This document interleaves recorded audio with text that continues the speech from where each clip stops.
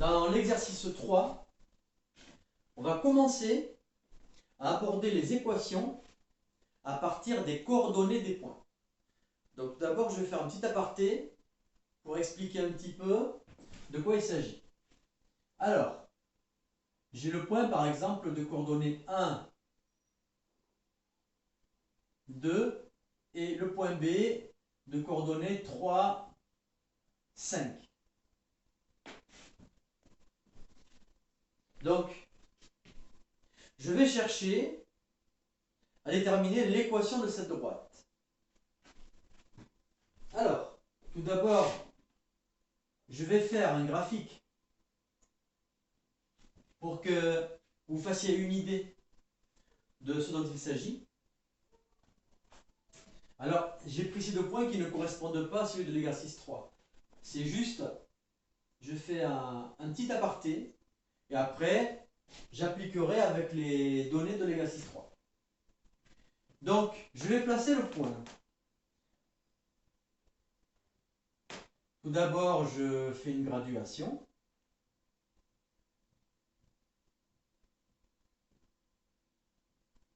Bien, le point A, il est en 1, 2.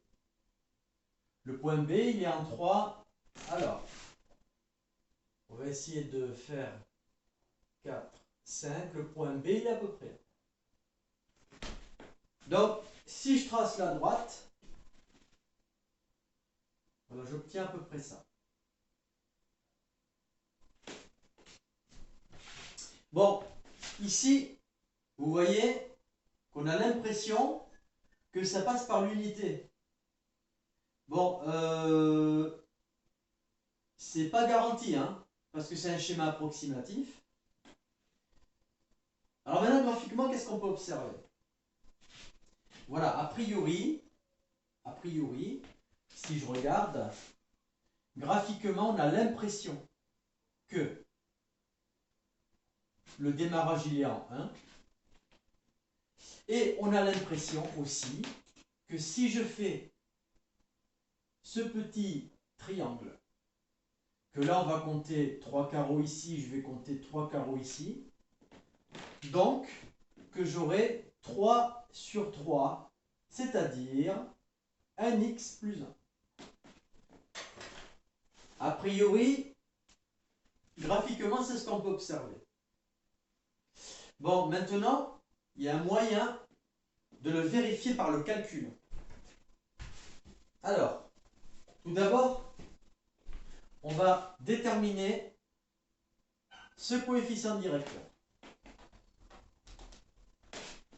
Le coefficient directeur, donc là,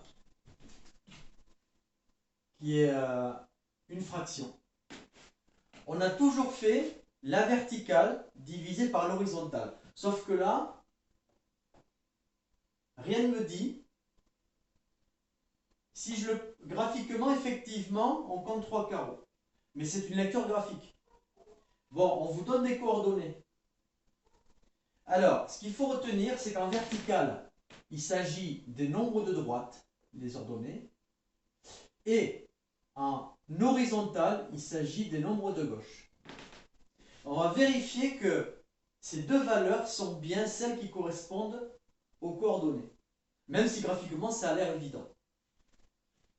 Bon, ici, la différence entre la hauteur de B et la hauteur de A priori, c'est 3 carreaux. Il y a 3 carreaux de différence de hauteur. Cette différence de hauteur, vous allez vérifier avec les chiffres de droite.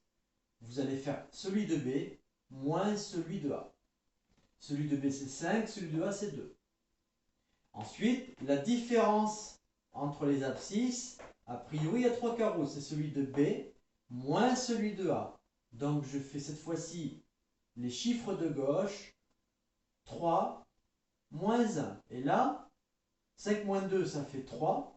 3 moins 1. Alors, là, j'ai... Ben voilà, vous voyez comme quoi j'avais fait une bêtise. Donc, ça fait 2. Donc là,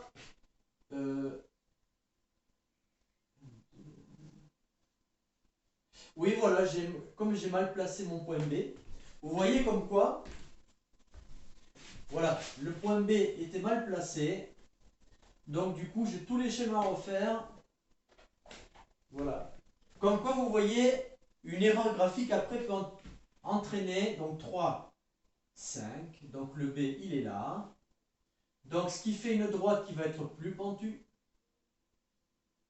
On ne sait pas trop où ça passe ici. Donc par le calcul, on trouvera. Donc, le coefficient directeur, eh finalement, il y avait 2 carreaux et 3 ici. Donc 3 demi, ça fait 1,5. Bien, donc au final, qu'est-ce qu'on sait? On sait que y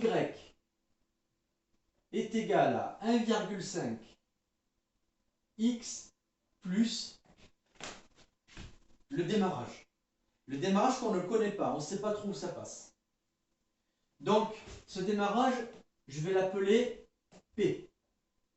En général, c'est la lettre qu'on donne pour le démarrage. Bon, qu'est-ce qu'on sait maintenant? Je connais 1,5 pour l'équation.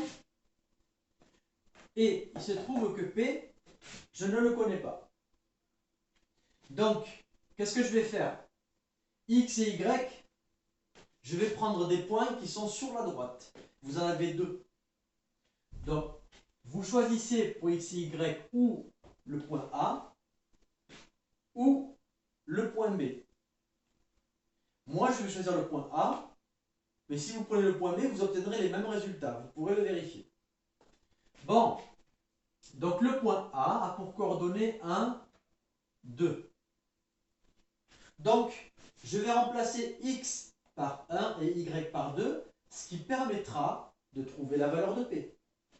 Donc, ici, Y est égal à 2. Et ensuite, 1,5x. Donc, 1,5 x est égal à 1. Bon, mais la valeur de P, ça sera 2 moins 1,5, qui fait 0,5. Ce qui fait que l'équation de la droite, c'est y égale 1,5x plus 0,5. Mon schéma est mal fait. Si vous l'aviez avec une règle, vous seriez à peu près passé par 0,5.